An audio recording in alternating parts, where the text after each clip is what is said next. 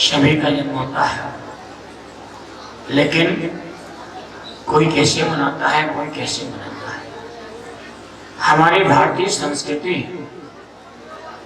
कभी बर्थडे मनाने की संस्कृति नहीं रही है।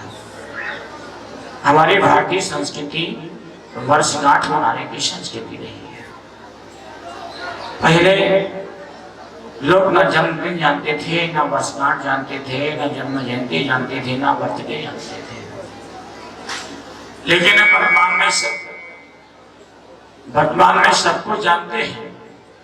हमारी भारतीय संस्कृति और जैन संस्कृति एक बिल्कुल अनूठी संस्कृति है, और इस संपूर्ण संस्कृति में जीव दया के लिए अति उत्तम स्थान दिया है। यदि हमारे अंदर जीवों के प्रति करुणा और दया का भाव नहीं आया, जीवों की हिंसा से हमारी वृत्ति नहीं हुई, तो हमारे जीवन में हम कितना भी कुछ भी कर लें, कितना भी व्रत नियम उपवास कर लें, वहां कार्यकारी नहीं होते हैं। हमारे यहाँ वर्तमान में बर्थडे पार्टियां बहुत बड़ी बड़ी होने लगी हैं, जो कि बिल्कुल हमारी संस्कृति के विपरीत है। रात्रिकालीन होटल पार्टियां और रात्रिकालीन बर्थडे क्यों मनाते हैं भाई? सभी लोगों की मना स्थिति इस प्रकार की बन गई है कि रात्रि को 12 बजे दिन बदल जाता है। दिन रात को 12 बजे का बदल जाएगा, तो फिर सुबह 6 बजे सुबह क्यों कहते हो? तो भाई रात को 12 बजे दिन बदल जाएगा, तो सुबह 6 बजे प्रातः काल क्यों कहते हो, उषा काल क्यों कहते हो? लेकिन हमने पाश्चात्य संस्कृति को स्वीकार किया है। यदि आप देखेंगे, इंग्लैंड में और भारत के सूर्योदय में 6 घंटे का अंतर होता है। वहां अपने यहाँ रात को 12 बजते हैं, वहां प्रातःकाल सूर्योदय हो जाता है। भारतीय ज्योतिष, जैन ज्योतिष प्रातःकाल सूर्योदय के समय से दिन का परिवर्तन मानता है। वो विदेशी नागरिक भी प्रातःकाल सूर्योदय से अपने दिन का परिवर्तन मानते हैं। लेकिन भारत के लोग नकलची हैं।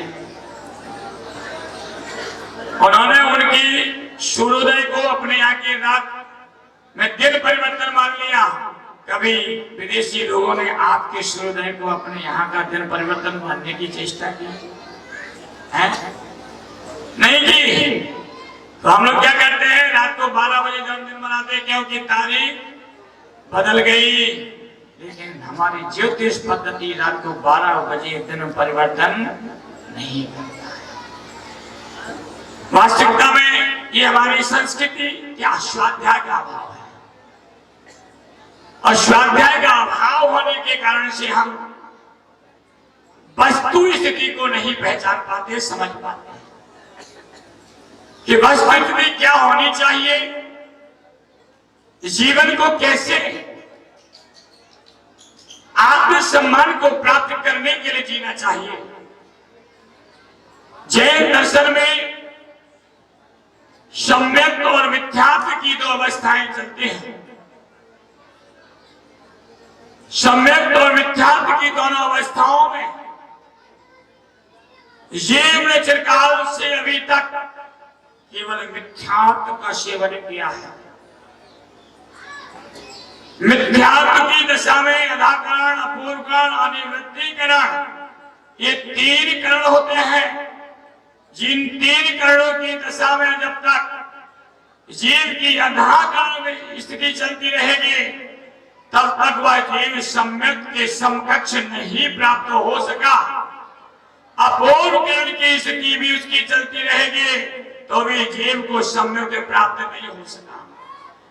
जब वह अनिवृत्तिकरण की स्थिति में पहुंच करके उस मिथ्यात्व के 3 हिस्से करता है, और उन 3 हिस्सों को करने के पश्चात मिथ्यात्व की दशा को छोड़ करके सम्यक मिथ्यात्व और सम्यक की स्थिति में पहुंचता है, तब वह सम्यक दर्शन को प्राप्त करने की स्थिति तक पहुंच पाता। ये सब कुछ हमें कहां से और कैसे प्राप्त होगा? आचार्य भगवंतों ने स्पष्ट लिखा है कि वर्तमान में यदि ज्ञान के एक अक्षर को हम बीज रूप में बो देते हैं तो वह शुद्ध ज्ञान का एक अक्षर बीज रूप में बो देने के पश्चात कालांतर में वह जब उदय में आएगा तो केवल ज्ञान रूपी पूरा वृक्ष तैयार करके आएगा।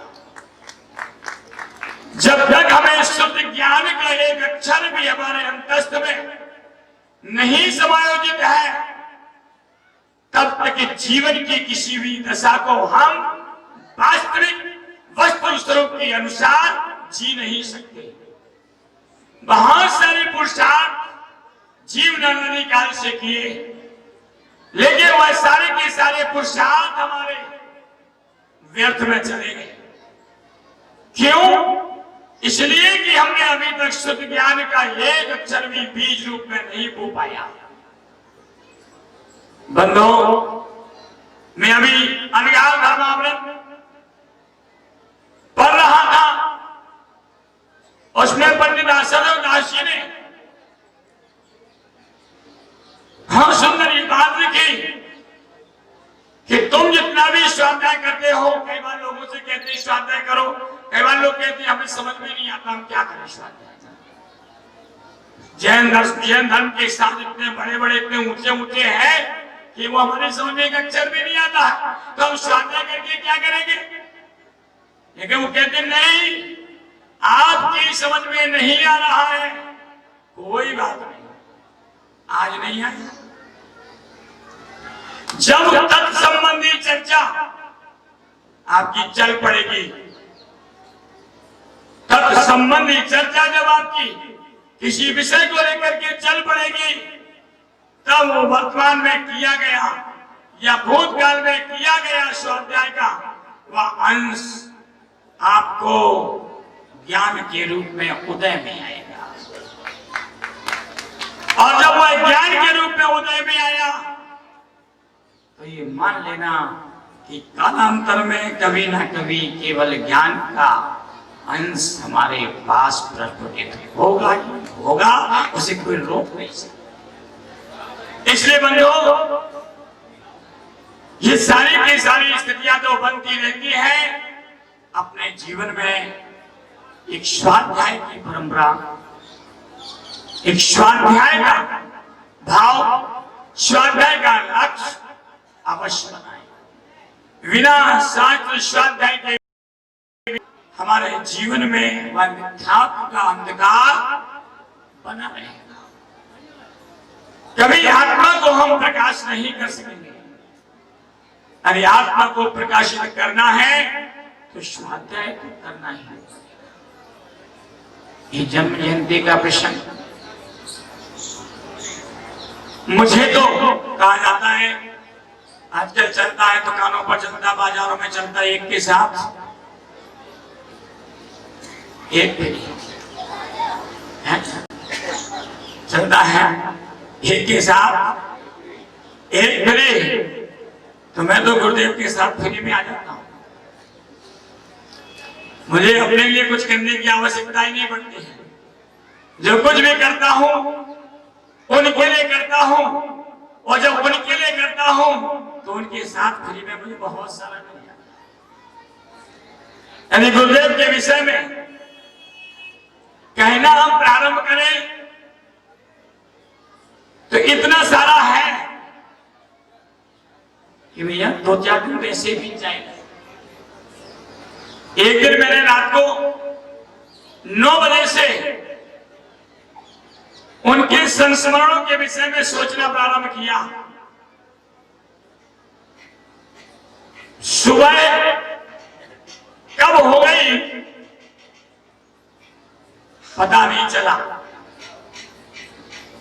और जब सुबह हो गई, हमारे इलक महाराज दीदियां स्वाध्याय के लिए सुबह 6 बजे सर्वासिद्धि ग्रंथ का स्वाध्याय करते हैं।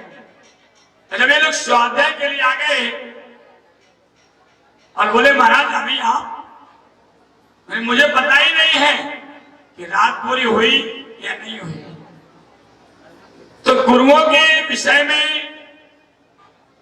चिंतन करने से, वीतरागी परम मुद्रा के चिंतन करने से आत्मा को परम विशुद्धि की प्राप्ति होती है और जीवन का एक अनमोल अनुभव मैं आपको बता दूं।